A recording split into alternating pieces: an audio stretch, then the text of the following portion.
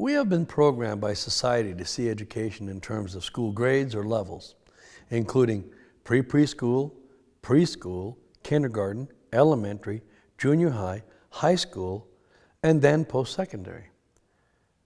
No one seems to question these levels or terms. Many years ago, I started thinking about the term post-secondary.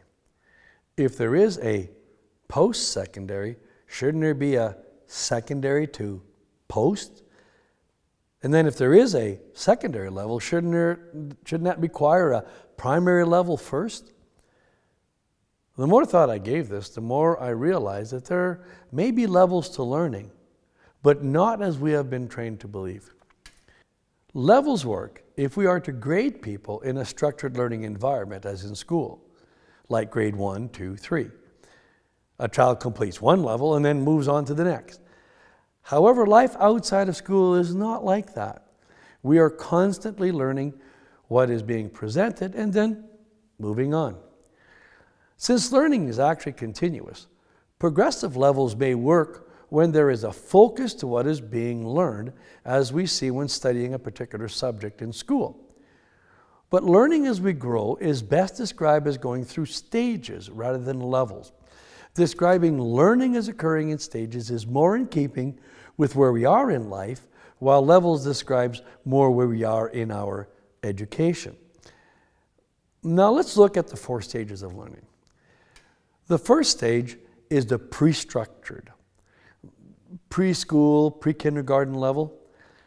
This initial stage includes learning to communicate using language. Little children full of questions, ready to learn, casually growing while being exposed to an enormous amount of information. It begins before birth and is largely determined by the environment in which the learning occurs.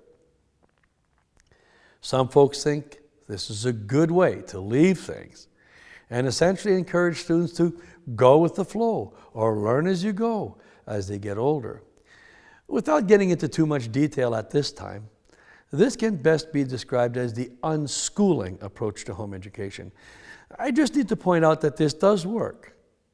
Now, the second stage is a bit more formal and begins when the child is ready. At the primary or elementary stage, you learn the fundamental skills. You learn the basics of reading, the basics of math. You learn a lot of what works and doesn't work. This stage is largely pre-puberty. It can begin at any age, not necessarily at age 6, as prescribed by the school. In fact, research has shown that it takes approximately 100 hours to acquire the fundamental skills of reading and basic computation. So if your child is 6, 7, 10, and not reading yet, don't worry about it. If it takes about 2.5 weeks to learn the fundamentals once you get going, there's no need to start when the child is not ready and risk academic child abuse. That may be the research. But has anyone seen it? Has anyone proved it? Well, I can't say I proved it, but I've seen it many times in my career.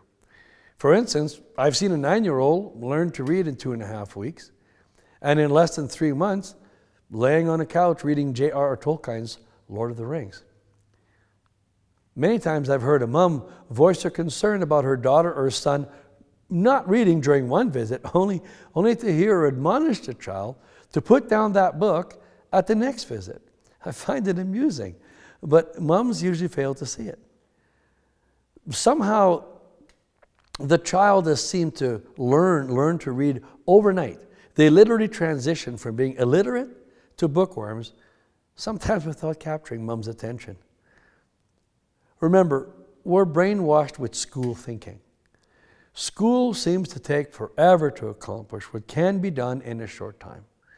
Perhaps maybe because school is first and foremost a daycare and then an institution for learning.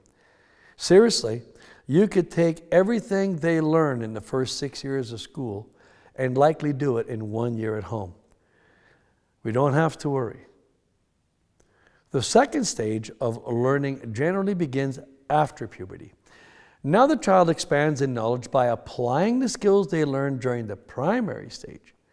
Again, school starts this level roughly at age 12 or junior high, and makes it last until the child is roughly 18 or senior high. However, I have witnessed this stage once again take less than a year, with the student then advancing to the next stage of learning. Now, simply put, the post-secondary stage is what happens after the secondary stage. That can be anything. It can be a part-time or full-time employment, entrepreneurship, college, or whatever awaits the students as they transition into the adult world. Now, there are two things for certain. Everybody is headed for post-secondary, and learning never stops. And another thing, children never stop one level and start another while being educated. They actually slowly transition from one level or stage to another when they are ready, doing so as they grow through each stage. If we consider the primary stage to be the level of formal training, we need to consider one more stage of learning. Indeed, this stage is essentially adulthood after formal training. If we give this stage a title of life, it obviously begins at birth, transition from one method or process or level or opportunity or stage to another, and considering that learning transcends the temporal into the eternal, I believe it never ends. Just one more time. To wrap it up, the primary stage is when learning the fundamental skills. The secondary stage is applying those skills. And the post-secondary is a specialization of skills. Life continues both before and after these levels of formal learning, occurring in stages as we mature and grow and hopefully get wiser.